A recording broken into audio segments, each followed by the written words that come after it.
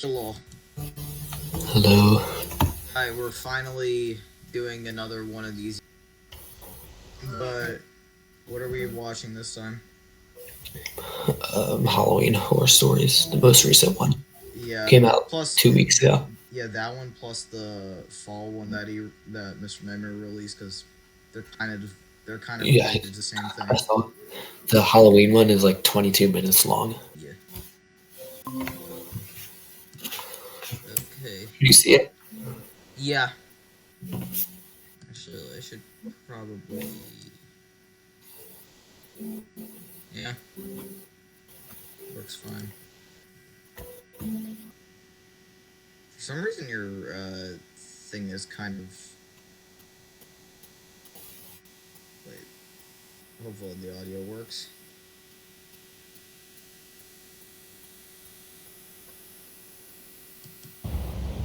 Oh yeah, Can you hear it? audio works fine. Full This is a screen. disturbing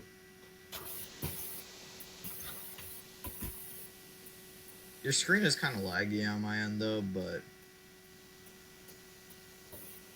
memory from my young childhood. I was about 7 or 8 years old. My mom would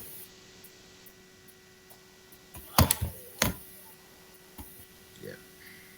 Okay, I'm gonna start playing now. Okay.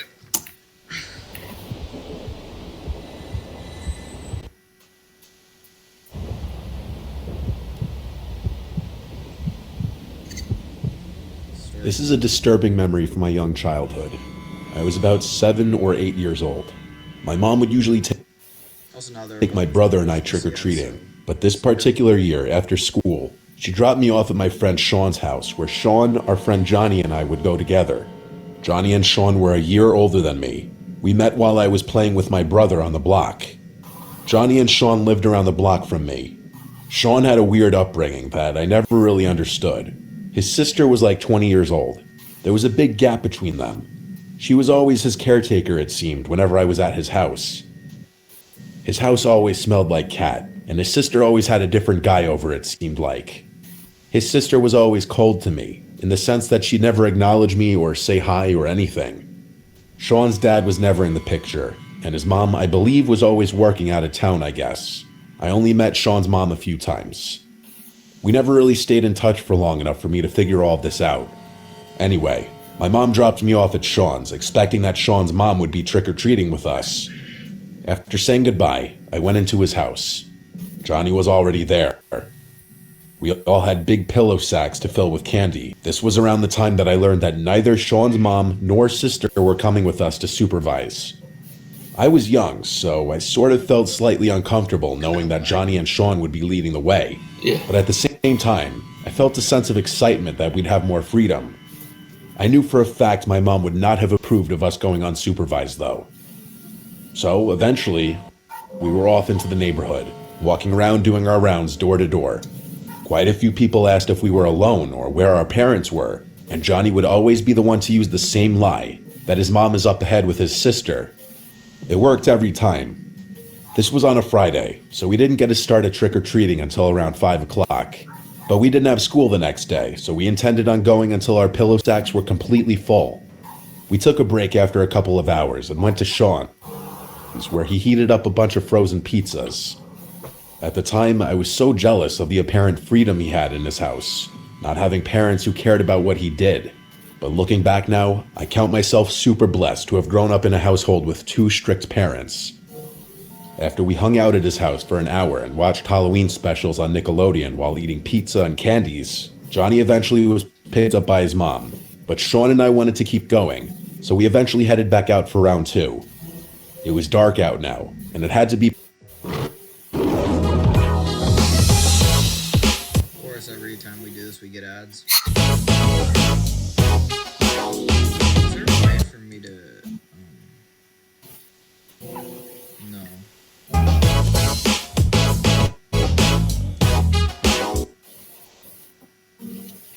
I guess your internet is just worse.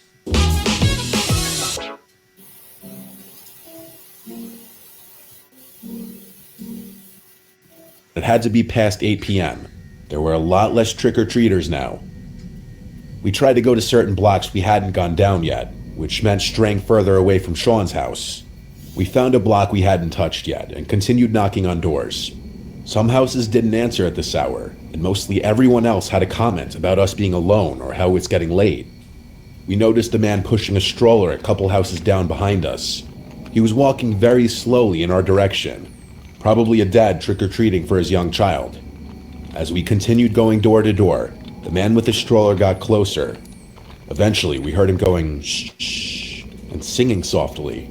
Eventually, he caught up to us, and he said, "How's the trick-or-treating going, boys?" And we replied, "Good," at the same time. And then he said, "It's late. I'm on my way back to my house. I can give you guys the rest of my candy." Sean and I looked at each other with telling faces, as if we just hit the jackpot. Sean asked what kind of candies, and he said a bunch of bags of different things. He said he didn't get to give much away because he wanted to take his daughter out for a trick-or-treat stroll. He did have a bag dangling on one of the handles of the stroller, which was filled with some candies. The stroller was fully covered by a folding piece on the top, so we couldn't see his daughter. He said she's asleep and he didn't want to wake her up, but he pointed ahead and said his house is just up this way. So we followed behind him as he pushed the stroller. He was walking a little faster now. As we walked, I realized there was next to no one else out at this point, even though it was a Friday night. It seemed like a quieter side of the neighborhood. The man talked to us as we walked, asking us questions. What part of the neighborhood we were from, where we went to school, basic stuff. I let Sean answer most of the questions. Him being even just a year older than me at that age, I felt like he was the one who should take lead. On multiple occasions as we walked, the man would lean into the stroller and talk in a high pitch to his daughter. Then he'd turn back and smile at us.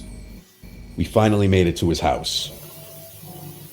He led us up the walkway with the stroller and unlocked his door.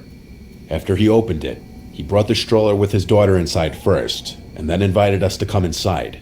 Sean led the way, so I followed. I was the one to ask if we could leave the door open, and the man paused, and then said, "Yeah, of course." He said he'll be right back as he goes to get the candy bags. He pushed the stroller into the middle of the living room, only about 10 feet away from where we were standing. I nudged Sean because I felt uncomfortable. I whispered, "Why would he leave the candy so far away?" Sean didn't respond. Instead, he turned toward the living room and then walked up to the stroller. He lifted up the folding part that was covering the baby, and he looked disturbed. He hurried back to me, whispering, "Let's go." He was full on running once we got outside, and I followed behind, which was a bit tougher because we had those heavy pillow sacks. I still was confused about what he saw, but just then, we heard a woman's voice yell, "Excuse me." It was one of his neighbors. She came running over to us and asked if we know that man, and it was at this point that Sean spilled the beans and said he offered us his leftover candy, but he was pushing a stroller with a fake baby in it. I remember getting goosebumps as he said that. The woman said, "Yeah, that man doesn't have a child. I saw you walking by with him." She took us to her car and drove each of us home. I know, getting into a stranger's car after that was another questionable move. The woman came to my front door to talk to my mom about what we just told her. My mom was distraught. After I told her every last detail about the night, she sent me to my room, while my parents called the police on that man. My parents never told me anything about what happened after that. I believe they wanted to shelter me from any more exposure to the situation. My mom didn't want me going over to Sean's house anymore, and I know she had quite a bit to say to Sean's mom. I did see Sean at school once in a while still, and we'd remain cordial, but our friendship was never the same after that night.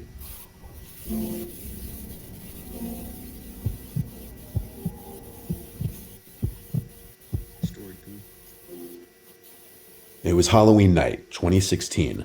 I was tasked by my parents to hand out candies to all the kids for the day. My mom bought 1,000,000 bags of candy that I knew we'd have left over for weeks, and I'd be the one regrettably munching on them for days, if not weeks to come, as I was trying to lose weight. I always told my mom she went way overboard with the candies. The house was in a cul-de-sac on a dead end. We hardly got any trick-or-treaters usually.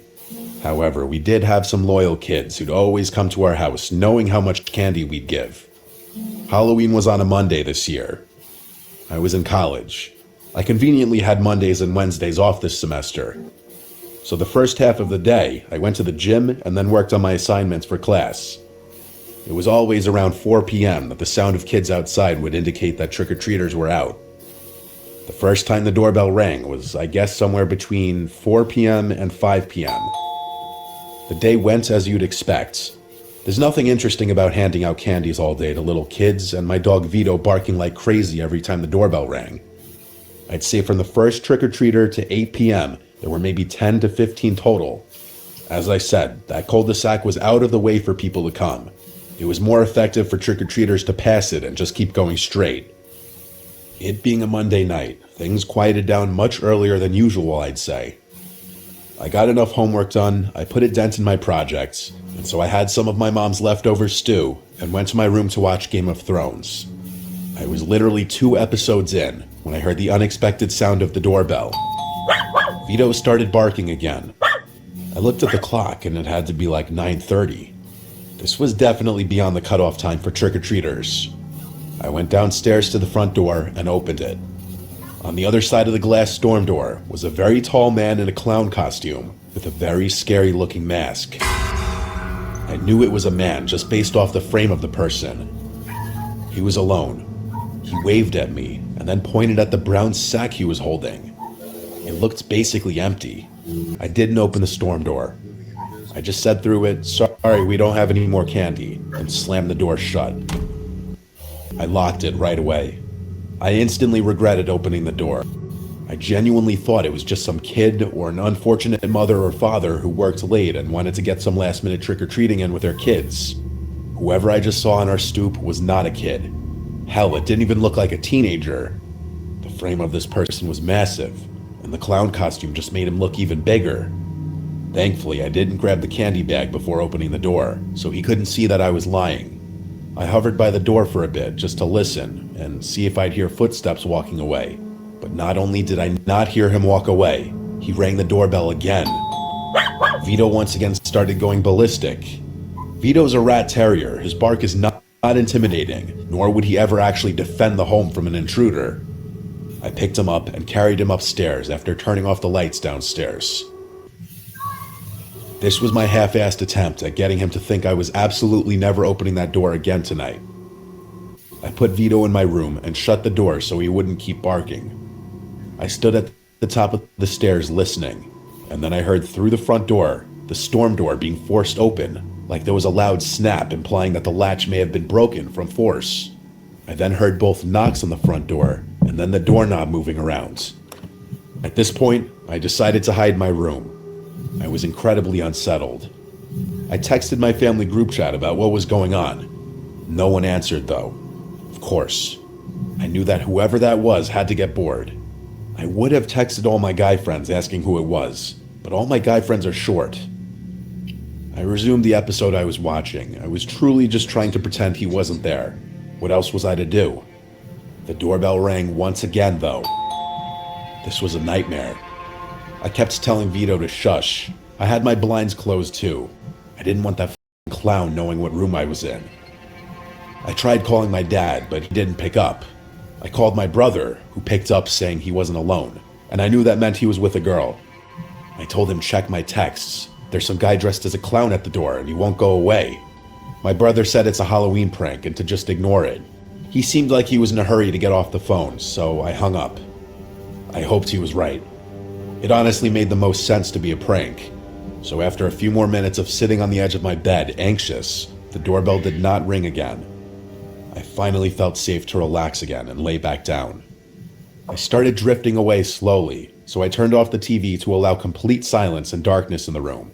And very shortly after that, I drifted to sleep. I don't even think I was asleep long enough to enter REM state and have a dream when I woke up to Tito growling and quietly barking, as he would do when he was waiting for approval from one of us. I told him to be quiet, and he stopped. I looked to see what he was looking at. He was looking at the window. I listened. There was a sound coming from right outside the window. The slightest thumping sounds, and I could almost swear the sound of something rubbing on the window. My bedroom was on the second floor of the house. It's not like anyone could be outside my window, but I wondered what it was. I got up and pushed open the blind on my window, and boy was I wrong. That man dressed as a clown was at my window. All I could see was that horrific mask on the other side of the glass. He tilted his head as he looked at me, screaming my lungs out. Tito didn't even bark from what I remember, or maybe I just blocked everything else out. I ran with my phone out of my room and to my parents' bedroom, where I locked the door and dialed 911. I was too shook to even cry. My whole body was shaking and my voice was trembling as I spoke to the 911 operator. I must have asked the operator once every 20 seconds to get the police to hurry up. She'd tell me the same thing every time. They're coming as fast as they can. The police got to the house in roughly 10 minutes. They examined the exterior of the house to look for any attempted entry points. All they found was that the latch on the front storm door was broken, like I figured, and leaned against the side of the house by my bedroom window was my dad's ladder. That man went into our storage shed outside and found my dad's ladder to use to climb up to my window. To avoid this going any further, I went to go sleep at my guy friend Adam's house. To this day, I don't know if this was just a sick prank purposely played on Halloween, or if there was about to be a horrible crime committed with the sick novelty of it being Halloween.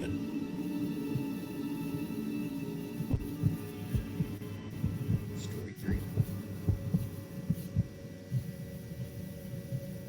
It was late October, Saturday, Halloween weekend. I think Halloween was on a Tuesday this year, so the big party night was the Saturday before. My friends and I were still looking for last-minute plans since everything was sold out. Ideally, we wanted to find a house party. We all had pretty funny costumes too, and we wanted to get good use out of them. My friend Kate actually decided to put on her Instagram and Snapchat stories looking for parties tonight. Not something I would have ever done. I'd find that to be kind of shameless and embarrassing, but I was glad she was willing to do it. I was surprised when she texted in the group chat that someone hit her up about a party. Pretty soon after, she sent a screenshot of the details in the group chat. It had an address, start time, and a few ground rules, such as the party would only be indoors, no backyard access, and bring your own booze. It also said must bring at least one girl for every guy. The guy who sent the details to Kate was one of our guy friends around our age, who mutually knew a lot of the same people we did. Apparently a number of people we knew were going to this party. The house address was one town over, super close. So between the four of us, we all went to Shauna's house since she had the open crib. We pre-gamed there for about an hour as we all finished up getting ready. We waited till our guy friends confirmed that they were going. Then we decided to head over. We called an Uber. We all had our own drinks, varying from Four Locos to White Claws to vodka shooters. The Uber driver was probably sick of us by the end of the drive. When we got to the house, we saw a bunch of cars everywhere. The house was pretty big, very spacious front yard. We were four girls walking in, so surely whoever was throwing this party was gonna love us. We didn't hear any music until we got closer to the door. Then we heard the beating of the bass. Get unbeatable internet at an unbeatable value. Switch to Optimum and you could save over $1,000 a year compared to Verizon. Experience the best. I opened the door, and the first room we were in was a cross between the living room and the kitchen. The entire house was very dimly lit, only by a bunch of orange lights hung up, definitely creating a Halloween party ambiance. The place was decently crowded, but honestly, we didn't know anyone. Kate texted the guys we knew to see if they were here yet. In the meantime, some older guy came and greeted us. He asked our names, and he said he's John, Luke's dad. Apparently, Luke was the guy throwing this party. I asked who Luke is, where he goes to school, and he replied, "Oh, he's around here somewhere, you can ask him when you see him." Then he asked us if we wanted to put our drinks in the cooler. He led us into the kitchen where there were 3 big coolers of ice. Each one already had a bunch of drinks in it. So we put some of our cans in the coolers. The John guy seemed like he was 50-something years old, which would make sense if his son was the one throwing the party. But at the same time, it seemed slightly weird he'd be so welcoming and involved in such a big party in his own house. He was going around talking to everybody. Well, it seems mostly the girls. He seemed like he could have also been drunk. The 4 of us played beer pong at one of the tables, where some guys started talking to us, so we started playing them. Kate then said our guy friends were on the way, which I was happy to hear. John suddenly yelled my and Kate's names over by the counter in the kitchen. He was yelling shots. My other 2 friends, Shauna and Tracy, looked slightly offended, so I said, "Can we all have one?" And he yelled, "Yeah, sure." So we went over to the kitchen counter by him and all took a shot of tequila. I gagged because there was no lime. I was definitely starting to get drunk after this. It was odd how much the dad of the house was trying to hype this party up.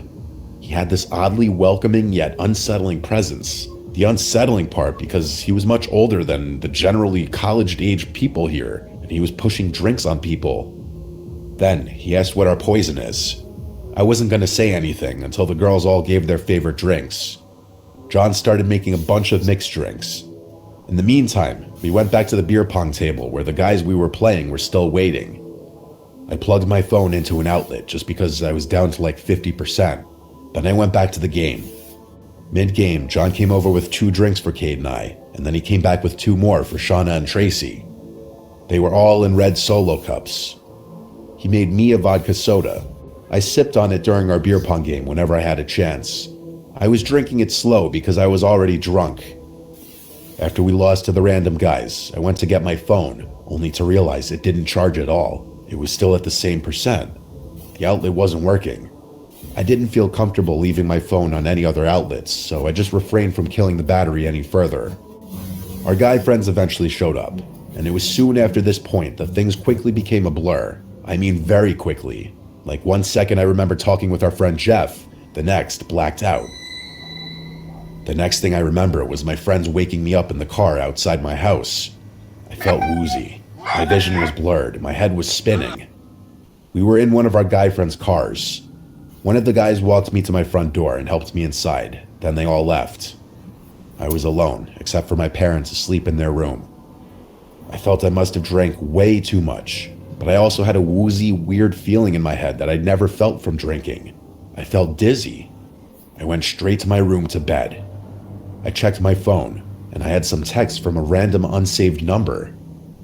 I opened it, and there were a bunch of texts already. It started with me texting my name, and then they responded, John. Uh-oh. After that, he said, "You look so cute." Based on the time he sent this, it was still during the party. There was a 2-hour gap from then until he texted me again saying, "Where did my favorite girls go?" I was shocked at myself that I gave that man my number. I must have been drunker than I thought. But regardless, I lowered my head onto the pillow and fell asleep instantly. The next morning, I woke up to some disturbing texts. As my head was spinning, I read these sickening texts. After I fell asleep, I got texts from John that said, "Where are you? I'm coming to your house. You left something here." Followed by, "I'm here. Can you come to the door?" Followed by, "Hello, are you awake?" He also tried calling me 3 times. This was all at like 2 a.m. I sent the screenshot to my friends, and this was when they reminded me of what happened. John was all over me as I was increasingly becoming a zombie. My friends started getting concerned, so they pulled me away and we left the party. And just as we were leaving, 2 police cars showed up outside, presumably for a noise complaint. As we left, everyone took note of there being no furniture in the house. It was just a big empty space filled with people and beer pong tables. One of my guy friends looked up the number somehow, and he told me it was a voice over IP number, which I didn't understand, so he just said it was a fake phone number that John texted me from. He also said that with my number, he could easily find my address. I felt even more sick now. I asked if anyone ever met his alleged son, and everyone said no. We were starting to think there was no son, and when Shauna suggested he might have roofied me, it made so much sense. I'd never before felt the way I was feeling. We decided to take this to the police. We all went to the nearest police station and reported everything, including the texts. The cop at the front desk asked if this was in relation to the house party in the vacant house last night.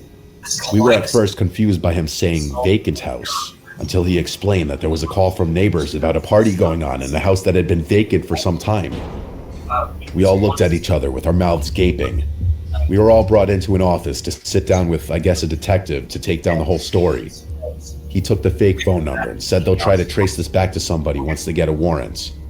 We gave the police everything we could, and we went on our way.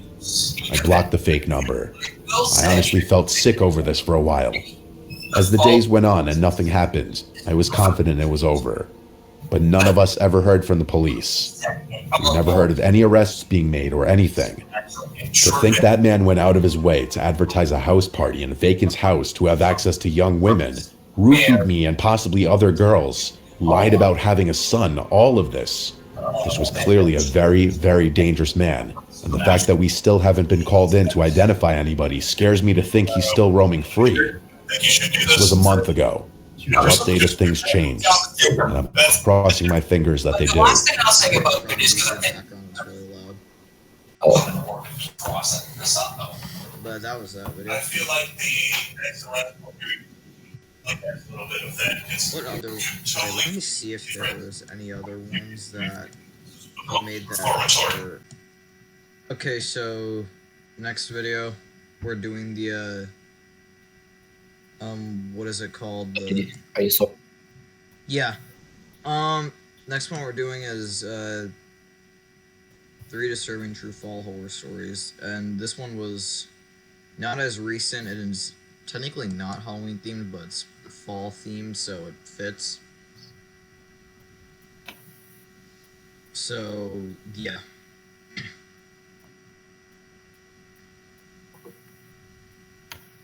And then I don't know if we're gonna do this the same way we did the Christmas ones last year or not, where then obviously we did like multiple parts for each, because he has a because Mr. Benner has Because there were a lot of there were a lot of other ones. yeah, that's because there were a lot of Christmas ones. He has like we made like an entire playlist of them. Yeah.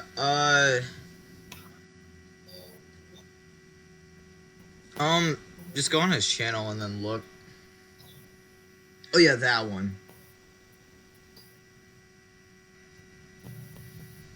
On a Google cheat code. It's a Chrome extension called Pi that lets you either block ads or get paid to see them. But look what happens when I enable Pi. I don't know about you, but that was the most satisfying thing I've seen all week. I've never seen an ad blocker that pays you to watch ads. That's why Pi is so cool. It allows I don't care.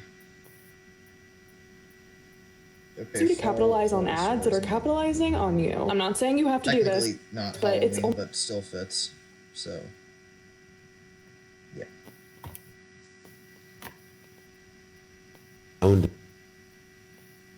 Did you already watch this before?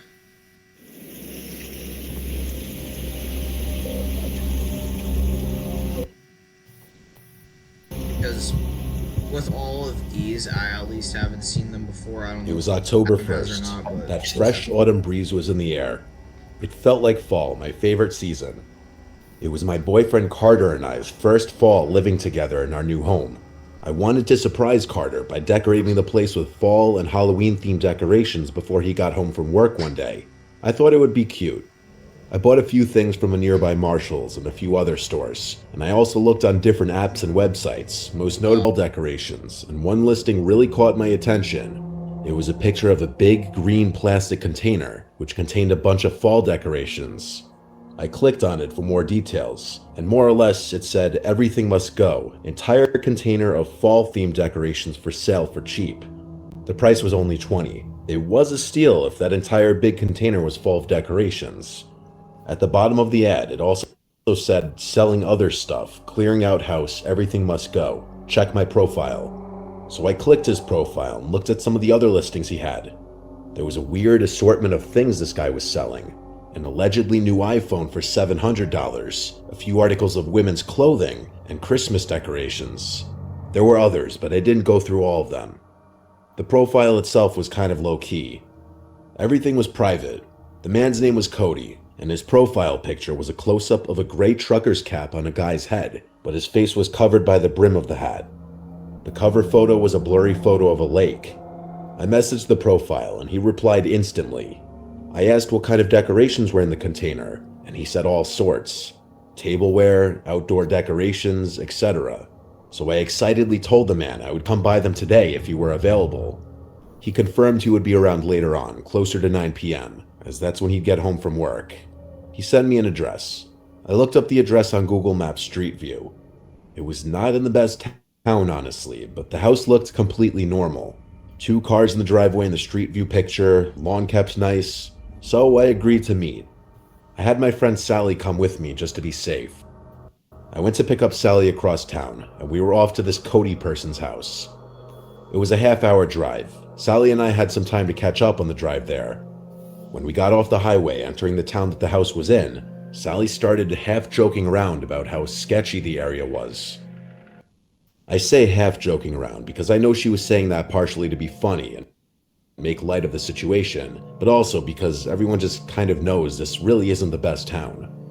It was dark out though, so honestly we didn't see much besides streetlights, traffic lights, and some storefronts. As we got closer, I saw my phone screen turning on as it vibrated in the cup holder of my car.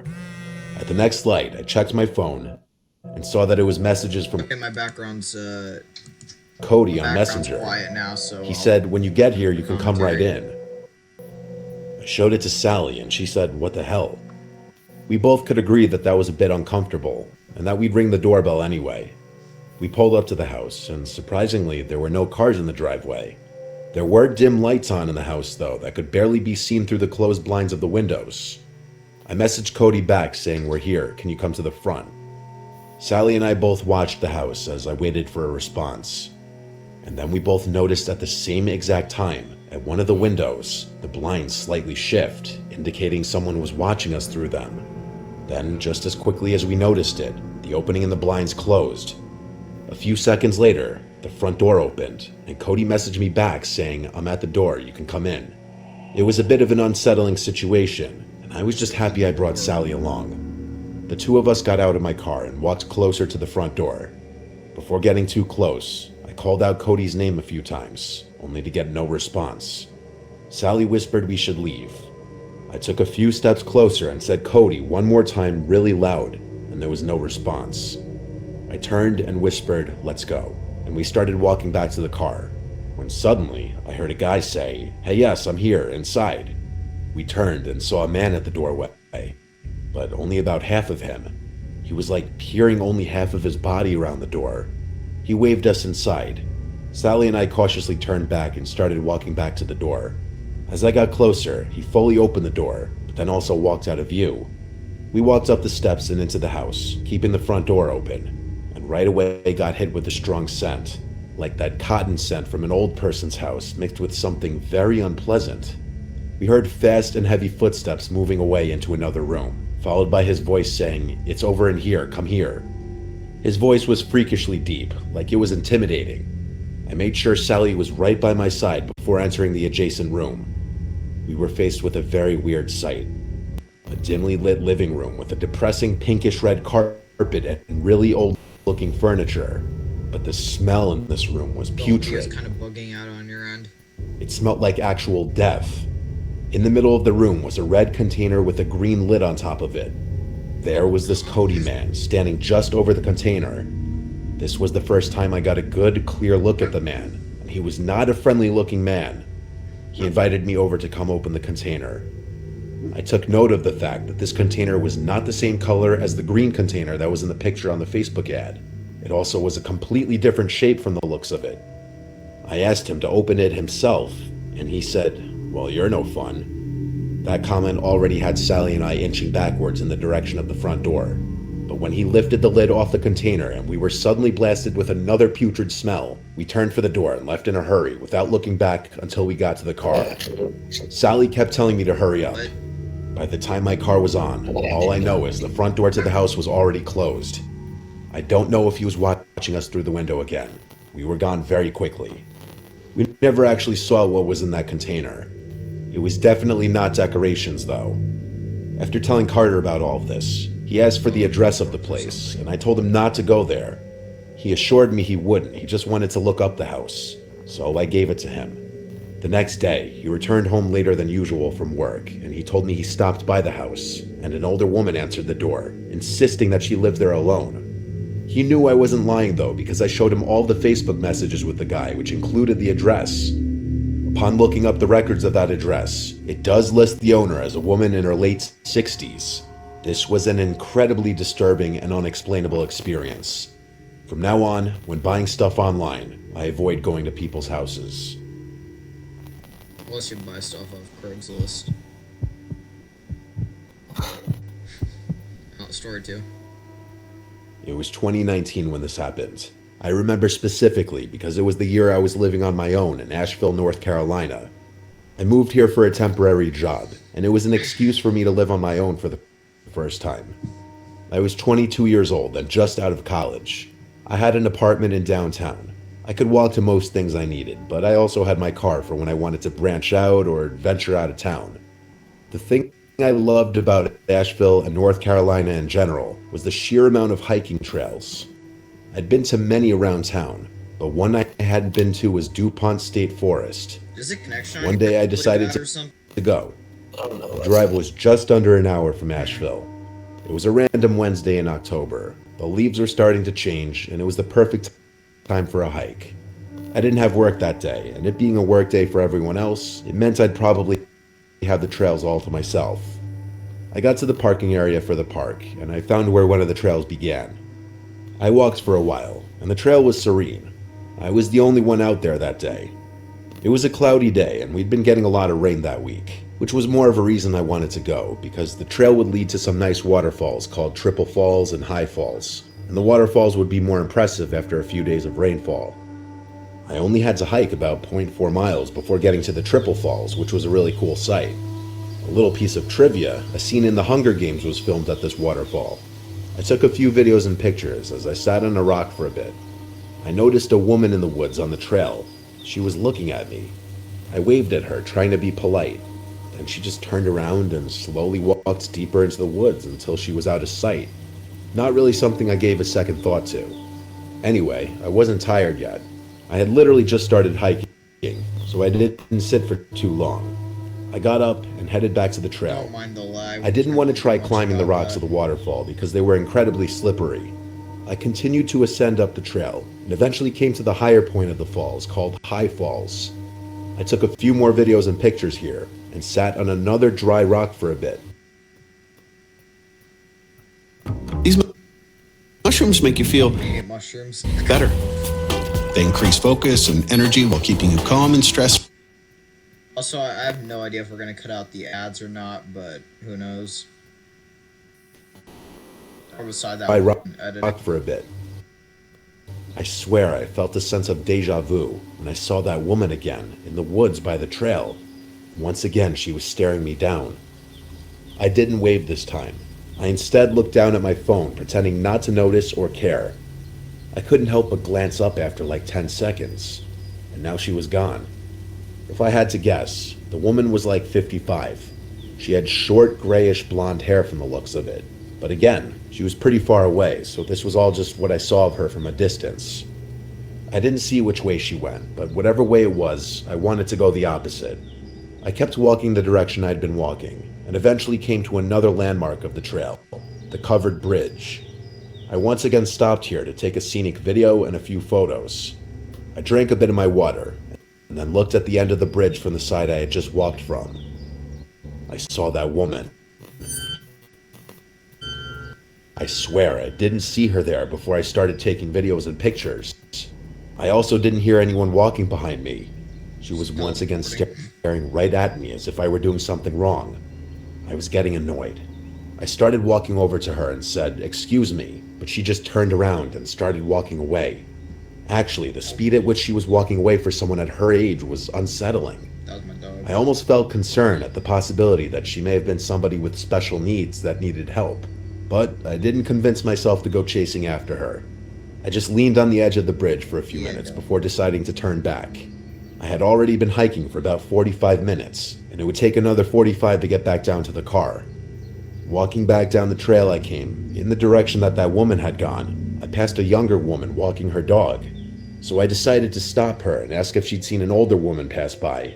She said no, and just trying to make conversation about it, talk to somebody about it, I told her how I kept seeing that woman popping out of nowhere and looking at me, then just walking off. She laughed and said that's really strange. I didn't want to take up too much of her time, so after we both shared a laugh about it, I continued on my way. The entire way down the trail, I grew a bit paranoid that I'd see that woman lurking around in the background somewhere again, but all was quiet on the way down. I passed one other person who gave me a friendly smile and a nod. Other than that, I made it back to my car undisturbed. Later that day, I went on a date with a girl I was seeing there. We went to our favorite local bar to get some pumpkin spice beers and watch baseball. I told her about the woman on the trail, and she found it amusing, because honestly it did sound funny. After that, I went home. Fast forward to that night when I was in bed. I hardly ever wake up in the middle of the night. I'm a pretty heavy sleeper normally, so me waking up in the middle of the night in the dark was unusual. I was still coming Again, ignore the lag. to You can't really do when I much saw the about figure that. of a woman at the foot of my bed. I felt as though my insides had just fallen out of my body. I started screaming so loud that I'm sure my neighbors could have heard it, even with the windows closed. I started crawling against my headboard, trying to distance myself as much as possible from the female figure at the foot of my bed. Then she just turned and walked out of the room. I stopped screaming now, more so trying to just catch my breath and slow my rapidly beating heart. I flicked on the lamp and started shouting, "Who's there?" I listened, but there was dead silence. I grabbed the knife I had in the nightstand next to my bed and jumped out of bed. I flicked on every light switch I passed until the entire apartment was lit up. There was no one there. Not in the closets, not behind a couch, not under any beds. And so I called my father. I didn't know what else to do. I needed to share what just happened with somebody. My father groggily picked up the phone, and after explaining to him, he said I must have hallucinated it while I was still in my half-asleep state. He said I wasn't fully awake yet, and so I could have been seeing things. I knew deep down he was probably right, but it didn't make the image I saw any less real-looking or horrifying. And then I told him about the woman in the park, and how the figure at my bed actually resembled her. He said, if anything, that further proves his point that my brain conjured up a familiar image from earlier that day. Somehow, I went back to sleep that night, with my bedroom door barricaded with my dresser just in case. It wasn't until 2 days later that I heard from my mom that her sister in Germany died. I'd never met my aunt. She'd been basically estranged from my mom, as she hadn't left Germany in over 25 years. My mom and uncle flew to Germany to attend the funeral, and it wasn't until she got back home and I saw the prayer card with my aunt's face on it that once again I felt like my organs dropped out of my body when I realized she looked identical to the woman I saw on the trail that day and hallucinated at the foot of my bed. This story shook my whole family, especially because I told my dad about all of it and the hallucination before we even got news of my aunt's passing. I was born a Catholic, but never found myself to be super religious after confirmation. But goddamn, does this really send shivers down my spine and make me question what exactly I believe in. Story 3. My friend Carlos and I like to do stupid things together. We've been friends since we were 10, and when we were 21, we became roommates. We lived in Brunswick, Georgia, where we grew up. A little coastal town that had its pros and cons, but overall was an okay place to grow up. But it got boring as we entered our 20s. Anyway, that's neither here nor there. While we did live there, we knew about a creepy-looking house that differed from the rest of the houses in town, in that it looked like it was built in a different century. It had long been abandoned, and we and our friends would make up stories about its history. It was mid-October, and everyone was in Halloween mode. People were doing Halloween-themed activities like haunted houses and corn mazes and such. We thought it would be fun one Friday night to go break into that house and explore. So after we were both home from our jobs, we both grabbed baseball bats to bring with us, stopped for some fast food and beers on the way, and drove to the house. We parked all the way down the road just not to be suspicious. The houses around there were not that close together, so each property was pretty big, which meant we were less likely to get caught snooping around. We both grabbed a couple beers each and threw them in our backpacks. Not sure why we thought we were going to drink in there, but along with that, we stuffed our baseball bats into the sides, just so no one would see us walking around with baseball bats in our hands late at night looking like trouble. We quietly walked down the street, just whispering to each other. It took less than 5 minutes to get to the house.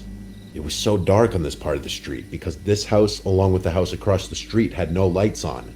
There weren't any street lights on the street. Whatever light there may have been would have had to come from one of the few houses with their lights on. From here on, we used our flashlights we brought. The front lawn had a bunch of dirt patches, and the patches of grass were overgrown. Lots of weeds everywhere, it seemed. We walked around to the backyard to look for an entry point, because doing that out front seemed stupid for obvious reasons. Shockingly, the back door was already unlocked.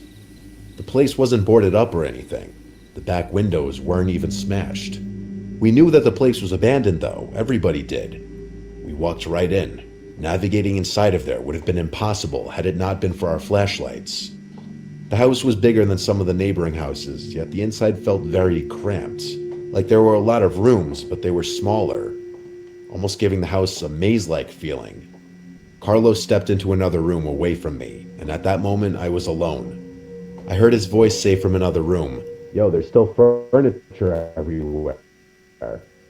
I responded, "Yeah, this place must have been abandoned in a hurry." Everything seemed ancient, like furniture in my grandma's house, only not used in years. I walked around the first floor some more and came to a tiny corridor with a few doors that led to bedrooms. I entered one of the bedrooms, and it was incredibly cramped. The bed took up 80% of the room.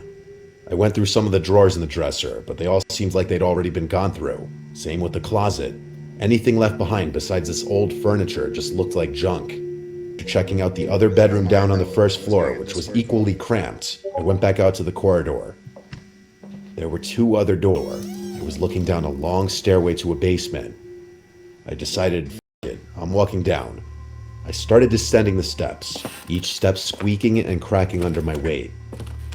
I got about halfway down the steps when I realized there was a faint glow coming from down there. I turned off my flashlight, and yes, there was still a little faint glow coming from down there. I should have turned and left in that moment like any normal person, but I do stupid things. Like I die first in a horror movie, most likely. I continued down the stairs with my flashlight off, and when I got to the bottom, I looked around the wall separating the stairs from the rest of the basement, and I saw what was just barely lighting up the room. It was 2 tall candles sitting on a table, but that wasn't the first thing I noticed. What I saw first was what was next to that, and it was some kind of sofa rocking chair, and it was rocking. Someone was seated in it. It was facing away from the stairway. All I could see was a hand on one of the arms of the chair. I had to get out of there. I started going back up the stairs as quietly as I could, with each crack and squeak causing me to cringe in fear. I was halfway up the stairs now. I looked back down and could still see the faint glow of the candles, so I continued as quietly as I could. I was almost to the top, and one stair creaked especially loud. I paused for a moment, clenching my teeth so hard. I proceeded up the final steps and made it to the top. I turned to shut the door, but I noticed it was pitch black down there now. The thought of the candles having been put out sent a shiver down my spine. I quietly closed the door, and then I tiptoed around this cramped maze of a house until I found the stairway going upstairs. I stood at the bottom of the stairs and quietly called up to Carlos. He wasn't responding. Really good I sighed and started quietly going up the stairs, repeating Carlos's name. Still no response. I had to go all the way up to the top of the stairs, repeating his name, and he still wouldn't respond. So I said, "If you're trying to scare me, stop joking around. There's someone in the basement. We need to get out of here." That got his attention because he stepped out from a dark room and asked if I was serious. I told him I'd explain outside, but that I'm not kidding. He followed me down the stairs. I was trying less so to be quiet now because I just wanted to get out of that house. We were heading back to the back door where we entered, but when we passed the corridor with the basement door, we both saw the silhouette of a man standing in front of the door. The time for sneaking around was over. I kept repeating "just go" as we booked it outside and ran for my car. Okay, I gotta back up now. What happened to the recording? I don't know, it said that the storage space got full for a bit, but yeah, also I'm keeping my camera off right now because it's not working for some reason, so just don't worry about it. But continue the video. Yo, what the fuck? To everything I said. He was in just as much disbelief as me. So while no, I don't think anyone legally lived in that house, I do think someone was squatting in there. Down. Okay, so we're done now? Yeah. How long has it been? I don't know, I have to check later, but that's it for this. We may do a few other reactions to more of Mr. Nightmare's Halloween or just October related horror stories, but we don't know. Should we do for Thanksgiving? Yeah, we'll probably do one for Thanksgiving, but He has a lot of other like October and Halloween related ones, which we could do, but How long? that's it for this video. And I guess see you in whatever we make next. Yeah. Yeah. See you. Bye bye.